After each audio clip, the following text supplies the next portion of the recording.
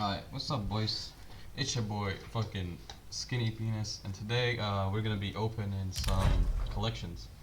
I got 24 stars. I'm gonna fucking waste them all on shitty things. But I'm hoping to get a factory new whiteout. I don't know why the fuck is this like well worn. I don't know what the fuck is happening. But then I'm gonna open the dust one.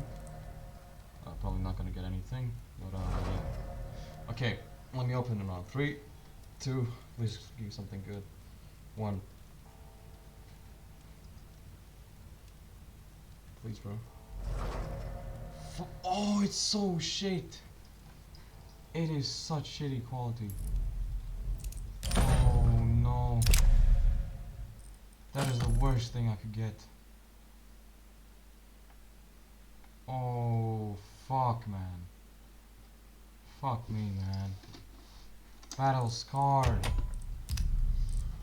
Oh, that shit's fucking depressing. Alright, let's open this one. Probably nothing, but you know.